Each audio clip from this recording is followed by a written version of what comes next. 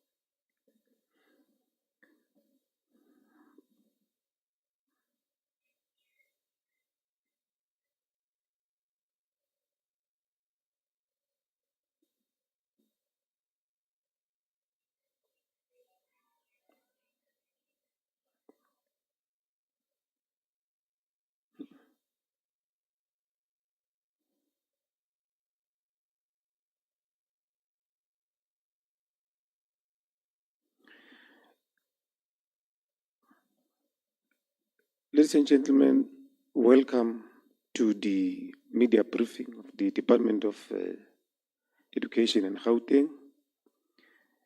We will be updating you on the 2026 online admissions, on how far have we gone in terms of the applications. MEC will give you details on the number of applications we've received, and more so the challenges that we've been experiencing, especially coming from parents, and things to do since we are looking forward to closing the system on the 29th of August. We will give you an opportunity to ask questions, and we are aware that there are those that who are watching online. You will then send the questions. We will be in a position to respond. MEC, the stage is yours.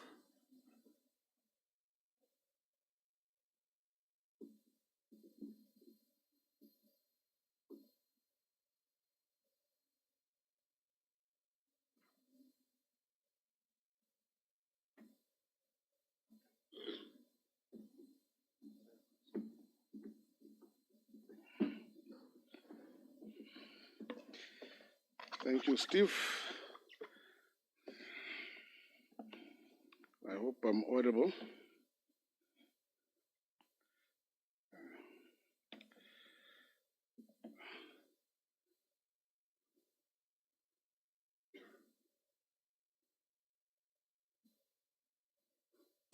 Good morning, everyone.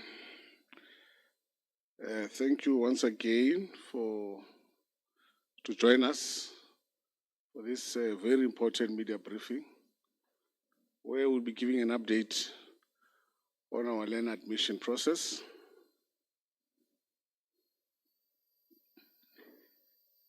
Officially, we're left with around 7 days, or 9 days, 7 to 9 days. This process began on the 24th of July and is ending on the 29th of August. So this is a very important day, 29th of August, midnight, 000 AM. We have made sure that this process is accessible as much as possible, communicated it as much as possible, to ensure that every parent that has an interest of bringing their child to any of our public schools in Gauteng province, they are able to follow this process and have access, more importantly, to ensure that they're able to apply for their children. Hence, amongst other things, beyond being accessible online, we've opened working centers, we've opened access to all our public schools, all our over 2,200 public schools in Gauteng. We've opened access to all our district offices, and including the head office, so that parents can go there to get assistance should they have problems while they're applying. And it should be noted that after the 29th of August, no new application will be accepted. None. So parents, make sure that by the 29th of August, you have applied for your children. So far, to date, as of the 21st of August, we have received a total of 738,445 grade 1 and grade 8 applications. Of those, grade 1s are 315,865 and grade 8s are 422,580. With the few days that is left until the 29th of August for this process, I hope parents understand that it's very important that they actually utilize, especially those that have not really taken an opportunity to apply for this. And then what we're going to happen, we're going to have a deadline for document submission, which is the 9th of September, 12 noon, midday. Document submission is all those documents that are required to complete your application. So parents will have up until, or guardians will have up until the 9th of September, 2025, 12 o'clock midday to make submission of all their documents. These are important dates. 29 August, the last day to register. 9 September, the last day to submit your documentation. And these documentations should all be certified, all of them. All of them, they should be certified. Otherwise, they will not get any placement offers, meaning they will not be verified. Therefore, the application will be considered incomplete. I want to warn against fraudulent documents. I do understand that sometimes parents might have a temptation to prefer certain schools and go to certain areas and seek address, whether it's from a family friend or friend, whoever, or cousin, doesn't matter. I would urge parents to really desist from that. Desist, because what we have done, we have given schools the right to go and check and verify if the child stays in that particular feeder zone.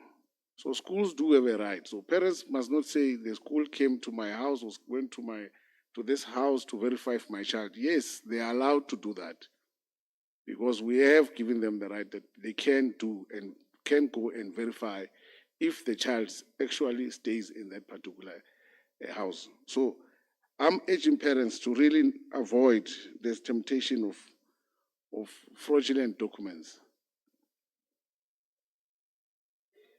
Documents that we require. The first one, we require your ID, whether it's a parent or guardian's ID, passport, and the child's birth certificate or passport. Remember, our system is linked to Home Affairs. So as you punch in your ID, Home Affairs gives us feedback that yes, this person is this. It even says when you are registering, it shows you that you must fill in certain gaps, missing letters, to demonstrate that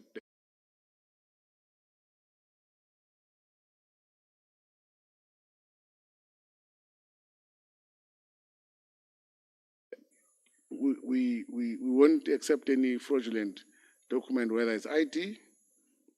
If we are a foreign national, of course, we expect you to give us the refugee permit, which must be linked to, must be confirmed and affirmed by Home Affairs.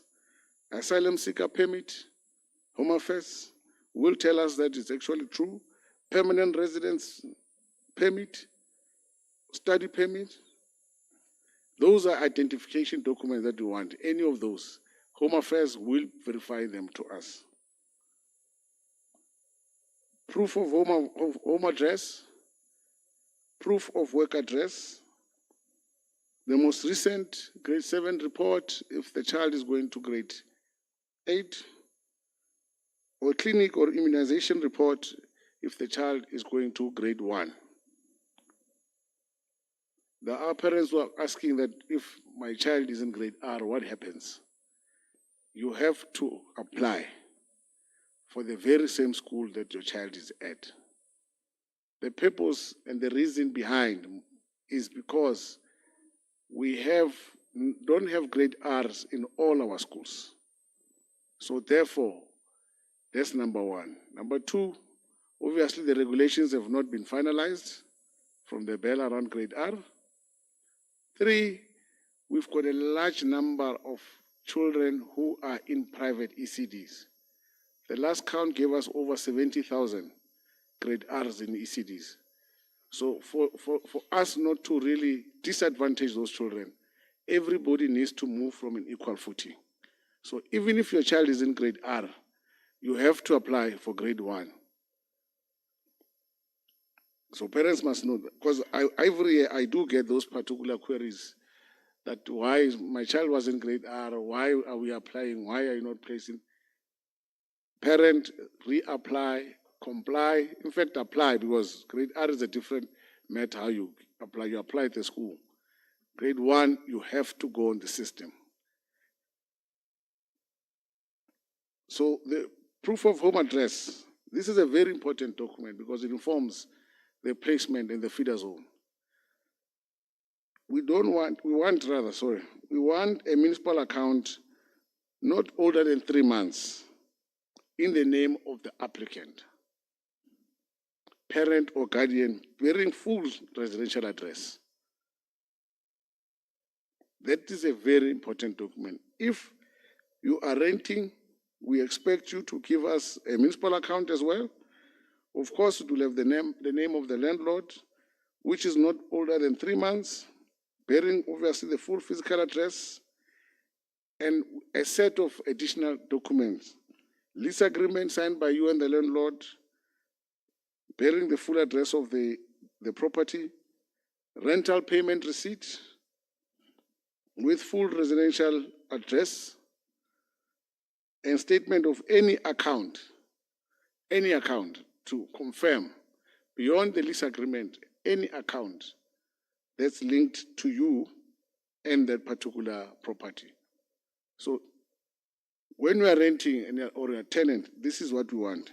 Municipal account of the landlord, bearing full details of the property, lease agreement, rental payment receipt, and statement of any other account.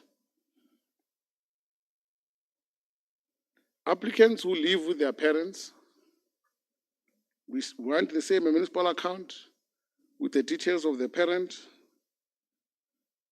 The parent must also submit the ID. Also, it must be verified. Everything must be verified, obviously. Certified. ID or any other statement account which is not older than 3 months, and the name of the applicant, which is also linked to the same address. If you do stay with your parent, we also want an account that shows that any other statement account that demonstrates that you actually stay in the house, over and above your parents' details and the municipal account of the property. Those who stay in back rooms, we want a lease agreement. So they should be, it's mandatory. We don't take offer to purchase. We don't take affidavits as proof of home address. We don't accept them. We don't accept them at all. So as you submit and apply, you're going to get a set of messages on the application. If you have done all steps and submitted all documents, you're going to get a message that says, awaiting verification. It meaning the schools are still verifying your documents, but they've gotten your documents. You have uploaded your documents. If it says on the application next to the school, there's no document submitted, meaning that you have not submitted any document, you will get that particular message. If you have submitted other documents and you have not submitted your home address, it will give you a message that you have not submitted your home address. The same with missing documents. You still get the same message, a message similar like that you have uploaded documents, you have uploaded your home address, but there are some other documents that are missing. Perhaps it can be your ID, can be your statement of any account, etc. So it will tell you that they are missing documents. If you ever get a message that's written partially verified, meaning the school is still in the process of verifying your documents, some of them have been verified. And then if you get the green, and all of these ones are in red. And then if you get the green, said all documents are verified, then the school can confirm, has confirmed that they've received all your documents that are required for the application process. So we all strive for the green message of saying all documents are verified. The application process is 5 steps. The first one is to register the parent and guardian details. Secondly is to register your home address. Third, register the learner details. Fourth is to apply for schools. Minimum 3, advisably, and a maximum of 5. And then the fifth step is to upload all your documents within 7 days of school days of applying.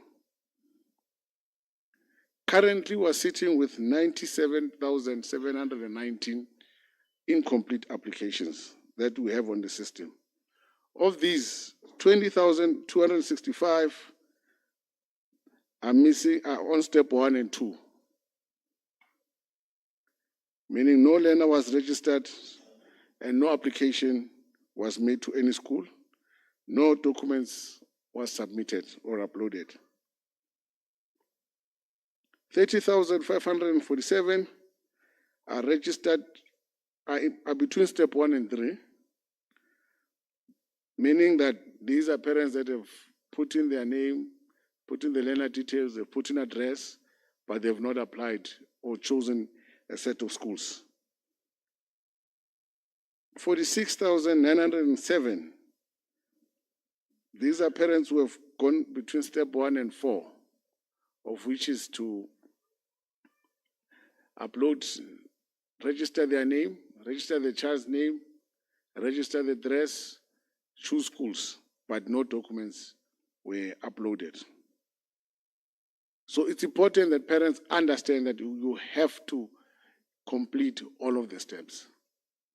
Some believe that because they've done step 1 to 4, they are done. We want you to submit your documents to the school.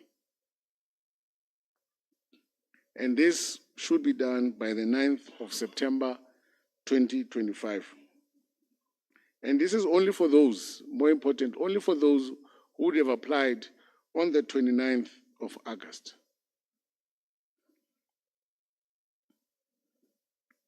Once you have done all the steps and the schools have verified your documentation, placement offers will be done from the 16th of October 2025.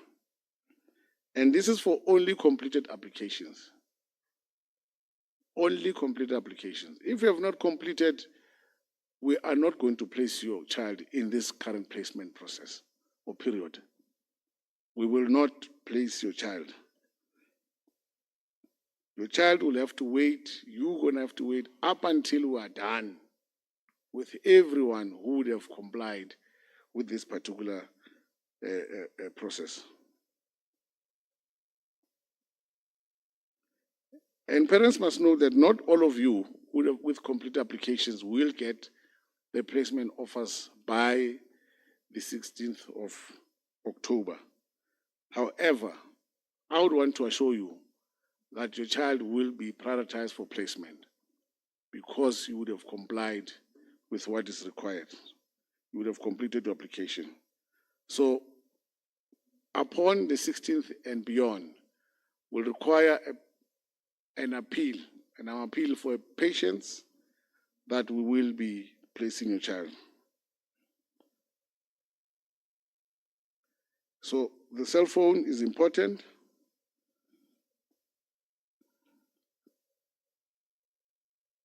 the number that you would have submitted, so it's very important. It needs to continuously work. The system has been upgraded. You can go on the system and change it, but make sure whatever number you would have put in is the right number that works. So we've upgraded our system so you are able to, if you struggle with a certain number, you are able to then change it. So it's important that you always keep your login details throughout this period up until your child is placed. The criteria for placement is as follows. We don't work on first come, first serve. We use this criteria to place. The first one is home address within the school feeder zone, meaning the closest to the school. And this tends to confuse parents. A feeder zone is a demarcated area that has been agreed to by, amongst other, the SGB, as well as the district and also other schools around, that this is the area that we will be servicing. So sometimes it does happen that you might be next door to a school, but the school feeder zone is in the other direction and not in your direction. It does happen. So in that case, you will have to understand it. But the system also tells you when you apply which schools are within your home address feeder zone. It avails a set of schools. The second one is siblings. If your siblings are in that school, we use it as a placement criteria. Previous school. There are primary schools that are designated to feed certain high schools. For instance, where we are today, we're at Eden Glen Primary, and obviously Edenville High School will be fed by learners from this particular primary school, as an example. And then if it's an ECDs for grade ones, the same does apply. There are ECDs that are linked to schools too, as feeder centers. Third one, work address within school feeder zone. Fourth one, home address within 30-kilometer radius. And the fifth one, home address beyond 30-kilometer radius. Currently, we do have high pressure areas. And one thing the system does, it allows us to know where do we need additional classroom space, because it tells us where are the pressure areas. Where do we get a number of applications that exceed the number of spaces available in the schools? So currently we have 277 primary schools out of 1,408 that are currently have registered more applicants than the available capacity. What do we mean by this? We're saying, as you submit and verify, we are able to see which home address is within the feeder zone. So these 277 schools, those primary schools, the number of applicants at those schools within the feeder zone have exceeded the space available at the school. We have 221 high school, the same. Number of applicants within the feeder zone, home address feeder zone, have exceeded the number of spaces available at the school. So 221 out of 674 secondary schools have registered more applicants than the available capacity. We have established 19 new or satellite schools between 2024 and 2025. And primary schools have increased, therefore, from 1,403 to 1,408. And high schools, secondary schools have increased from 660 to 674. As you can see, the top 20 highest applications, primary schools, Lar School Acacia had 1,304 applications. with capacity of 250, which this is the most, and the lowest, well, we've got Ebony Park Primary School, which has got 821 applications for space 280. So these are about 20 schools with the most applications. The secondary schools, as you can see, Hoërskool Langehoven has 3,122 applications, and the capacity is 310. Hoërskool Jeugland, 1,771 with capacity of 324. So what this means, 3,122 applications with 310 capacity. So you can obviously see that more than 2,800 of these applicants are not going to find space in that school. 2,800 learners or applicants will not find space. We are going to place 310. And these are preferred schools.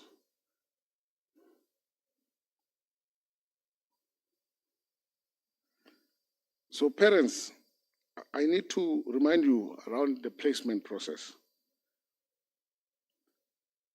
The schools that you would have chosen does not mean the first one you've chosen is a priority. To us, you saying to us, the 5 schools that I've chosen are schools that I want my child to go to, any of those schools. So we treat them equally. We don't treat them in order of priority. That's the first thing. The second thing is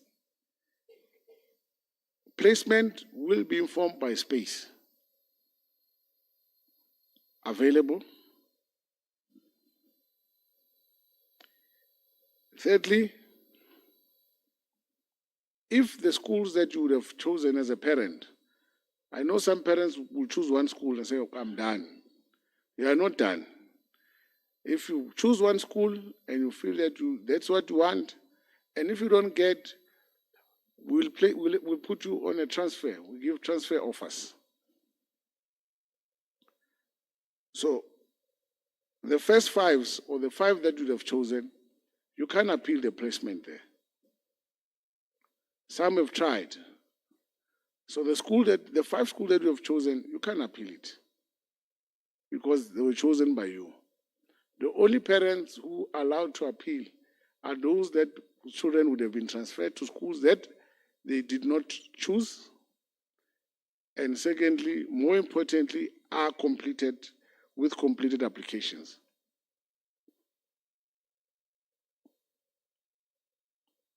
So the process is as follows. A parent will have 7 days to accept or decline the transfer offer. And therefore, they will have 7 days to submit their objection. And the department will respond within 14 days.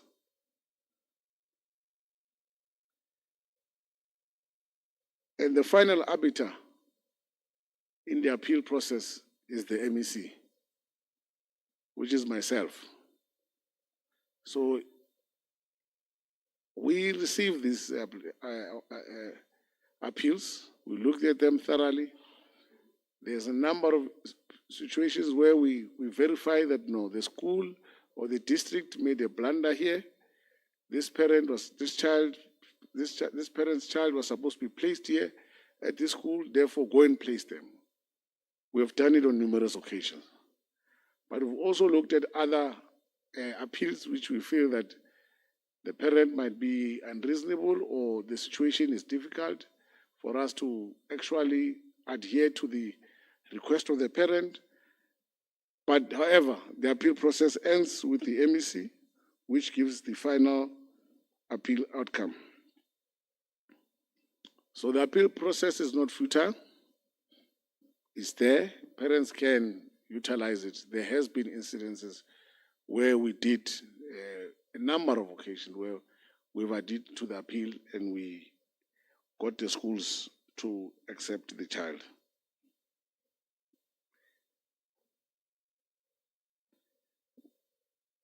One of the biggest issues is the infrastructure, the interventions. We have set up multiple pronged approach with dealing with infrastructure, increasing the capacity, classroom space. The first one, we have the self-build that we started in 2020, which was able to give us 2,054 self-built classrooms, which increased our classroom capacity by 76,955. And if you look at an average size of a school of 40 classrooms, you can count the number of schools this translates to. We're in the process of building additional 1,745 self-build. How self-build works, we give the school money to build additional classrooms. And this is important because at the center, it's called local economic development, where we expect that the local contractor will be utilized to actually build these classrooms. We have established satellite schools, as I've announced. We are also building additional new schools. A total of 18 schools are currently under construction.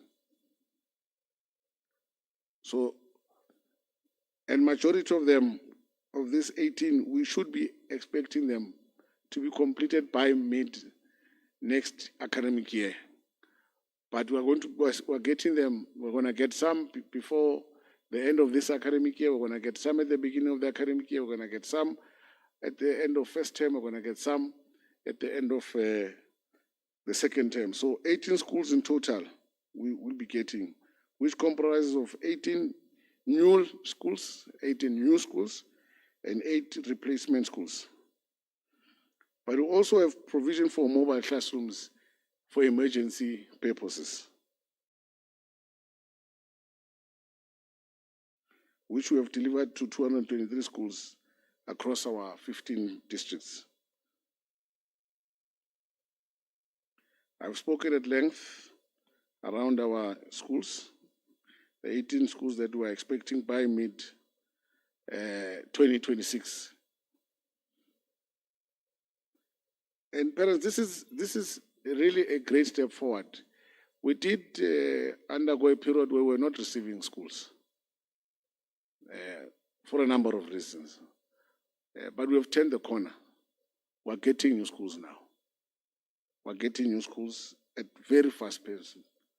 It's a priority that has been identified within the speech by the Premier during the State of the Province address, part of the G13 challenges that are facing our province. So it has been receiving a lot of priority in government. So we will be getting the schools. Here's a list of the schools. I will not talk to them. And the number of classrooms that we would have delivered in the different districts. And this is how the mobile classroom looks. Some caller the other day while I was on radio was saying Mukuku. It's not Mukuku, it's a mobile classroom. It's a temporary structure, parents. It's a temporary structure. It's not a permanent structure. Permanent is brick and mortar. This is temporary to elevate the pressure that we have. It's quicker to set up. Hence, we take this route. I'm not a fan. I don't like mobile classrooms at all. I actually believe they make schools look ugly for me. So don't ever think that the MEC likes mobiles. The MEC doesn't like mobiles. So, but however, because of pressure that we get, we have to then seek a quicker recourse so that we're able to provide these classroom spaces that are required. So mobiles, hence we utilize mobile classrooms. As I conclude, currently we embarked on a campaign for measles and rubella vaccination drive for all our children between the ages of 6 months to 15 years. So we're giving them vaccine boosters together with the Department of Health. I'm raising this because I want parents to actually follow up and inquire if your child is between the ages of 6 months and 15 years. So this campaign began on the 4th of August. It will conclude by the 12th of August, 12th of September, sorry. So it's the drive, we've gone to ECDs, they've gone to schools. So it's important because this is a primary school. I do believe that all learners should be 15 years or younger. So I would expect them to, all the primary schools to have learners at those schools to be vaccinated for this. The contact details are there for you. We've got a toll-free number, 0800 000 789. We've got a WhatsApp line, 6089100361. You can use our email. You can use our social media account. All our social media accounts are accessible, including TikTok. You can message GDE on TikTok, Facebook, X, Instagram, and visit our website. Thank you.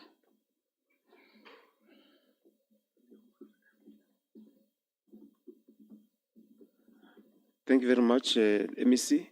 Ladies and gentlemen, we will now go to the Q&A, question and answer session.